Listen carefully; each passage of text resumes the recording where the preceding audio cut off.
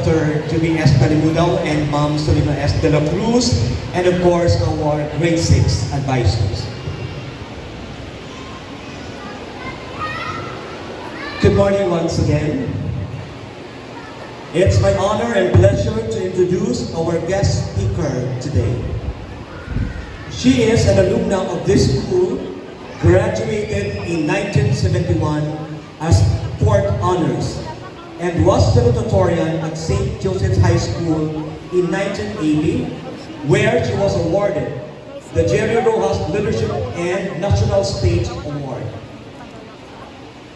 She finished her bachelor's degree in chemical engineering from Adamson University, Manila in 1980. She took up her master's degree in management technology from De La Salle Graduate School, Lipa, Batangas in 1998, and was a gold medalist and an academic excellence awardee. She was then a faculty member at Lyceum of Manila in 1981. Our guest speaker had a long and varied career in the oil and gas industry. She worked at Caltex Philippines Incorporated, now Chevron Philippines, from 1982 to 2009. She worked at Bahrain Petroleum Company from 2005 to 2023. From Superintendent of Refinery Planning, she was promoted to Corporate Strategy Manager, the highest position guaranteed to a Filipino working in that company. She was appointed as manager at the Caltex Philippines Department. She has received numerous awards and commendations throughout her career. She was awarded as one of the top 10 outstanding overseas Filipino workers in the GCC in 2016 by His Excellency, the Philippine Ambassador of Bahrain. She has also been personally recognized by the Acting Deputy Chief Executive and MVP Project Director for her remarkable contributions to the company and especially for empowerment of Bahraini women. She also extended assistance in various charity missions that help people cope with the effects of COVID-19 pandemic. She believes that everyone deserves to share in the available opportunities to further their careers. Her goal in life is to pass this to younger engineers as a legacy of her career in the petroleum-based industry. At present, she is the administration head of Ictus Recovery Ministry, a prayer, healing and counseling ministry of Ictus Bacolod.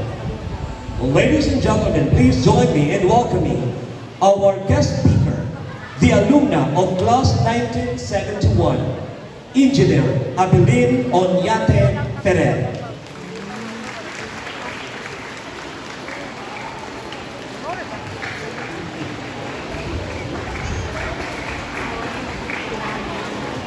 Thank you, Sir Wilson, for your kind words.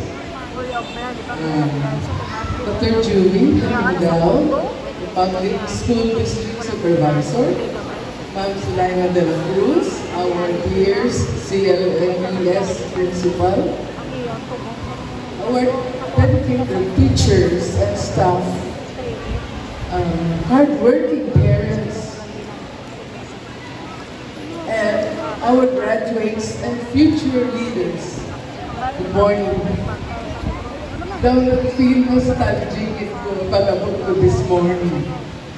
I remembered it was 55 years ago while I was sitting in your seat waiting for my name to be called as a new graduate from elementary. Thank God for this wonderful day and for the great milestone of our graduates. Thank you for inviting me here. It is a great honor for me to speak to you today.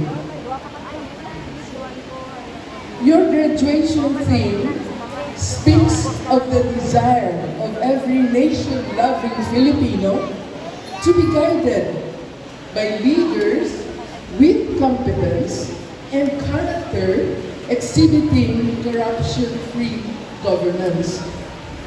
What is competence?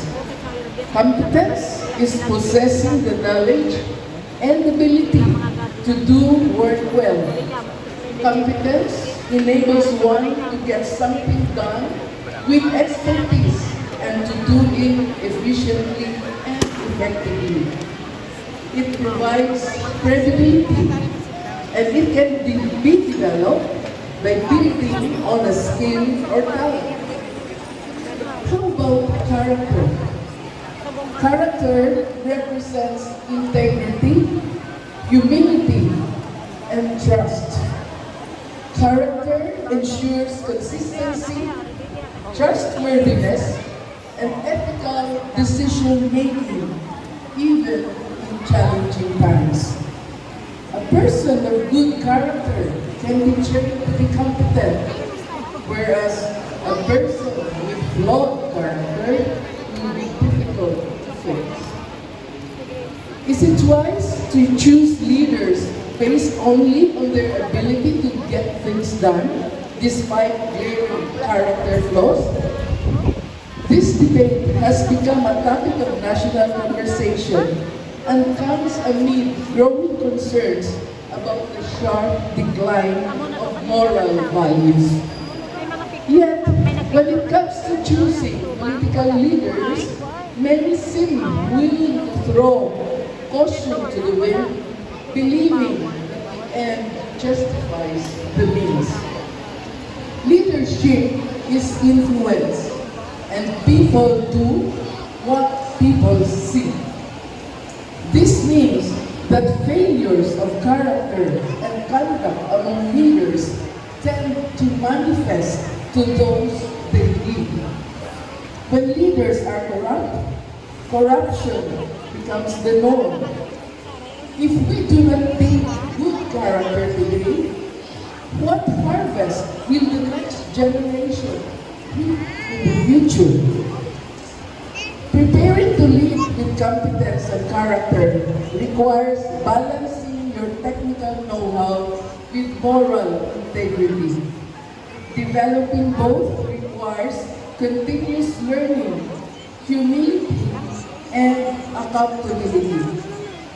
Ultimately, competency is what you can do, and character is who you are. Character ensures you maintain and grow the positions that competence helps you achieve. Good character keeps you, guides you, and gets you far in life. It is the core of your being. And if your character is working, you will naturally be inclined to find the best fit for your competencies and to enhance them further. Character drives us to growth, and that growth includes finding where our talents lie. A person who has character but with the wrong competence will not be efficient and effective. On the other hand, an individual who has competence but without the right character can ruin the culture of an organization. Competency is undeniably important. It gets us noticed, earns us opportunities, and helps us deliver results. However, character matters more than competency. And here is why. Competency builds skills, but character builds trust. People may applaud your abilities, but without trust, your influence is weak. And once trust is broken, it is much harder to rebuild than for the skill to be relearned. Competency can get you hired, but character gets you promoted. In workplaces and leadership spaces, many people lose positions, not because they lack skill, but because their behavior, attitude, the road. Competency wins short-term applause, but character secures long-term respect. Skills may make you shine for a season, but integrity, humility, and consistency earn you respect long after the spotlight fades. Competency makes you effective, but character makes you exemplary. A person may deliver great results, but if their values are questionable, they end up as a warning, not a role model.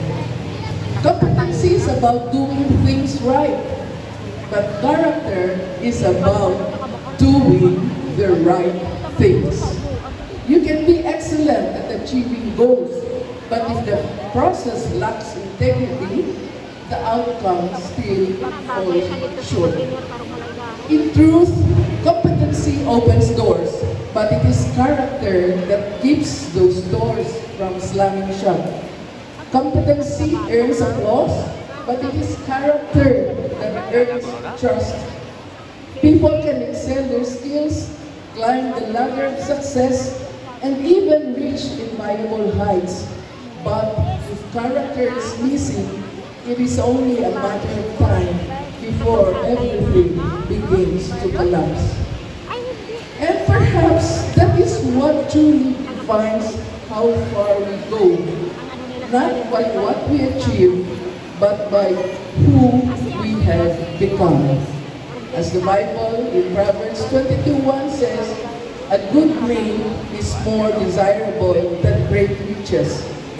To be esteemed is better than silver or gold. So my dear graduates and future leaders, my prayer for you as you move to the next level of education is that you develop the character that will become the foundation for the competency that you will choose to excel in the future. May this character ensure that you will use your competence for godly purposes and to fulfill God's calling. May the future skills and expertise you acquire be used to serve God and others effectively, acting with responsibility and sound judgment. To our deaf teachers and CLNES admin staff, may the Lord continue to sustain you in this very important task, developing the competency and the role model of good character for future generations. And to our dear parents, may our Lord give you the wisdom to impart the right character to your children that will be pleasing to Him. Congratulations, and may God bless and guide you as you move on to your life's journey. To God be the glory. Amen. Amen.